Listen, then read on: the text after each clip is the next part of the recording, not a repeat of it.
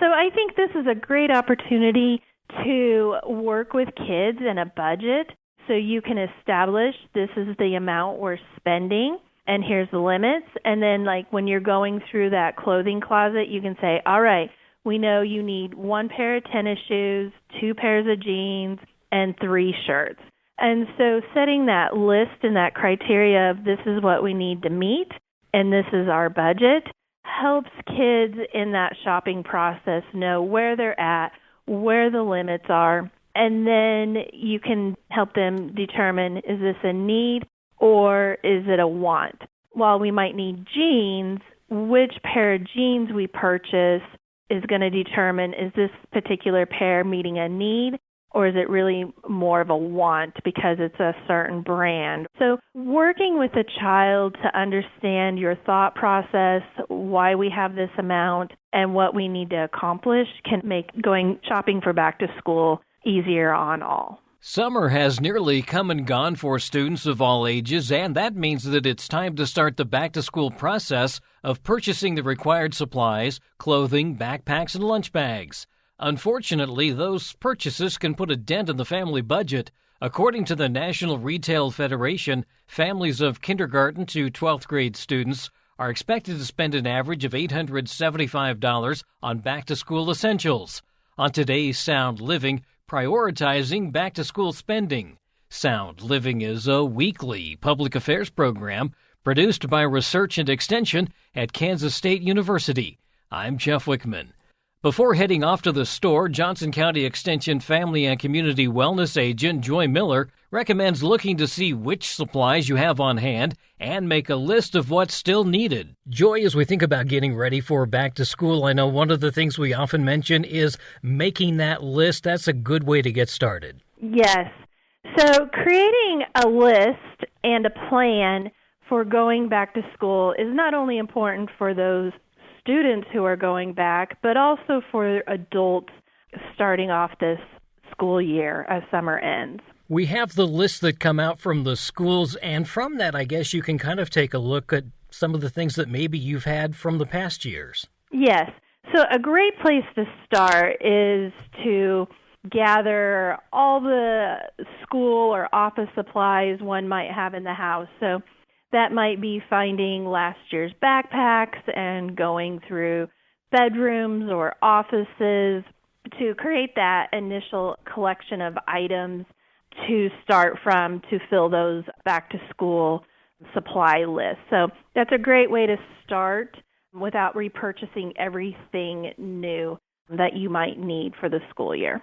I can kind of remember our kids seemed like they came home the last day of school and never picked up that backpack again until the first day of the new school year. So that might be another place to start, too, is see if you can, first of all, find that backpack and see what's in there. Correct. And so those supplies, like I said, are a great way to start to build or fill that school supply need.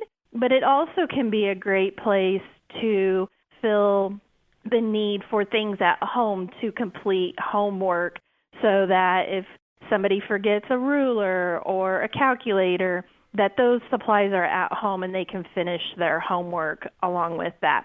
Or those leftover school supplies from years past can now be the home office supplies, filling the need for pencils and pens and paper clips. So it's a great time to resupply not only what kids need to go to school, but for them to have a homework station or as the adults to fill our office supply needs.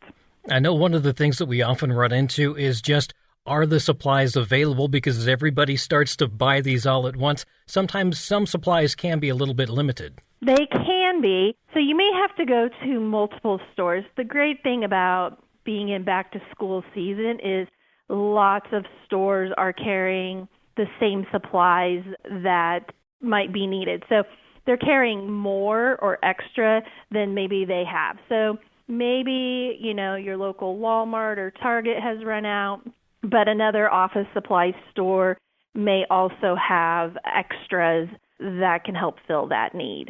This is also a chance to maybe look for some bargains that are going on at certain stores? That is true. This is the best time of the year, and you will have the most variety to pick from when it comes to these back-to-school supplies. So taking the opportunity to maximize these sales to get you through the whole school year is optimal at this time. I know they don't always have things in stock that are listed online. Sometimes supplies run out before they can update things, but that's another option too, is to kind of do some comparison shopping online. That is right. Having that back-to-school supply and making that list of what you absolutely need to purchase, then you can do some comparison shopping online to just see. And, now we can tell, can you purchase it in the store, or do you need to order it from the store to pick up at the store? So it's a great way to see what's available in the store and comparison shop. And then you can place things to order in time, through the different companies and receive products that way. Am I correct in assuming that when we're looking at this list, we need to prioritize what comes first and maybe what can be pushed back till maybe a little bit later on? Correct. Sometimes that's hard to gauge in what is the priority and what's not. But I remember on my child's list, there was like dry erase markers, things they asked us to bring as supplies for the classroom. Those things can be brought in later, a week, 2 weeks, maybe 3 weeks. So they still contribute to the classroom supplies, but their immediate needs of needing pencils or crayons or a ruler, that would be the priority to purchase first. And I'm assuming if the budget is tight, maybe we put off on the clothing and shoes and some of those things that maybe they don't need right away because the weather probably hasn't changed a lot from what they're wearing this summer. You're correct. We all want to feel our best, especially that first day of school. So, the first thing is go through each child's closet, figure out what they've outgrown or what they won't wear anymore, and then you can assess what is really needed to purchase during this time. So getting one new school outfit or two new school outfits can suffice with the remainder of their wardrobe until you're transitioning into another season. And so all those back-to-school clothes that are more fall-like will be likely to be on some sort of sale or reduced price where you can stretch those budget dollars to meet more of the needs, even your wants, and just, a better value for your dollar. But you raised a really good point there of trying things on because especially when they're in that elementary age, they can outgrow stuff really fast. Not only can you outgrow stuff, but if the closet is so full of things, then it makes it harder for children to get dressed or know what to wear with what. What do they really have available? Is it, in good condition that's appropriate to wear to school?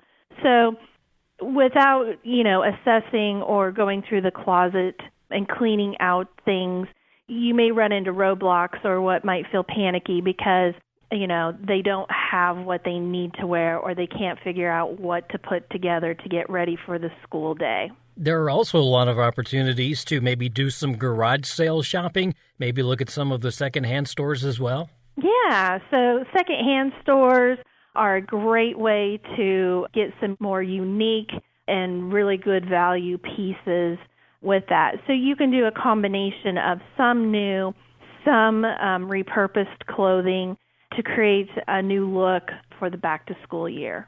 Also an opportunity to, as you mentioned, kind of downsize what you have and donate those clothes to someone else. Yes, when you're purchasing clothes or going through clothes is thinking about who can use these or where can they go next to have a second life. Sometimes we already know somebody in the family would like to go through them first, and that might be an immediate sibling or cousins or other family. And so sometimes those repurposed clothes are new to us and we're excited, and they can feel like just buying a new outfit altogether. There are probably some other costs that maybe need to be factored into the budget as well. I'm thinking maybe the lunch bag is no longer the lunch bag you like, a water bottle, snacks, lunch accounts, a lot of other things that may have to be budgeted as well. You're right. So not only, what the school allows or what's age appropriate, so those might be some considerations, but also back to school things might be a haircut, Maybe you want to get in your annual dental appointment. Maybe you need immunizations, or maybe you need a physical to do sports. So sometimes those are not only added costs, but added time to getting ready for back to school. Technology for some of the older students might also come into play? It could, laptops, I think of calculators. Those might be technology pieces. But this is also a good time. Many of our students have some sort of cell phone. So evaluating our cell phone plans and looking at what are the future needs for that kind of technology for our students. So it may not be something you replace now or change now, but now is a good time to evaluate that kind of technology. Probably a good time to also go over the ground rules for even having a cell phone. It could be, yeah. So, often we think of always January 1 as the new year, but coming back to school is also kind of like the start of a new year. So, yeah, it's a good time to reestablish rules and expectations going into the school year using technology, because we kind of get a little relaxed over the summer months, whether it's how late you are on your technology during the night. And technology, whether it's a TV screen or a tablet or a phone, can be a distraction and a way to lose time. So we can create more frustration getting ready to go to school or getting enough sleep by not establishing some boundaries around the use of technology. I know that the back-to-school shopping season can be kind of hectic. Are there some times that maybe we could go shopping when it would be less hectic? Anytime during the weekday may be a better time than weekends. So if you have that luxury to do some shopping during the day when there's not so many people out and coming to the mall or the stores, that might be a more relaxed time to do some shopping. So anytime we have a little added stress or pressure, we won't make the best decisions financially with our money when we're under that pressure. That kind of leads me to the avoiding overspending. Are there some tips for staying within that budget? So, staying within the budget is creating that plan of looking at what other bills you might have coming due. So, like, I know my car tags are due in August. So that's a sporadic bill, but I know that's an extra one. So looking at, when you're being paid, how much is left in the budget to accommodate back-to-school items, and then prioritizing, like with each paycheck, what you're going to purchase and cover. And that's okay to spread it out over several paychecks, but starting early helps so that you can meet the needs of your child sooner than later. There are some students who have been, especially if they're the high school age, that have been working this summer. Maybe they're willing to chip in a little bit as well? Yeah, so I think this is a great opportunity to work with kids in a budget so you can establish this is the amount we're spending and here's the limits. And then like when you're going through that clothing closet, you can say, all right, we know you need 1 pair of tennis shoes, 2 pairs of jeans, and 3 shirts. And so setting that list and that criteria of this is what we need to meet and this is our budget helps kids in that shopping process know where they're at, where the limits are, and then you're addressing needs, and then you can help them determine, is this a need or is it a want? So while we might need jeans, which pair of jeans we purchase is going to determine, is this particular pair meeting a need or is it really more of a want because it's a certain brand? And so knowing where where the wiggle room is in a budget can be helpful to meet some wants while meeting needs in addition. So working with a child to understand your thought process, why we have this amount, and what we need to accomplish can make going shopping for back to school easier on all. That's Johnson County Extension Family and Community Wellness Agent Joy Miller with information for stretching the back-to-school budget. Sound Living is a weekly public affairs program produced by Research and Extension at Kansas State University. I'm Jeff Wichman, and this is the K-State Radio Network.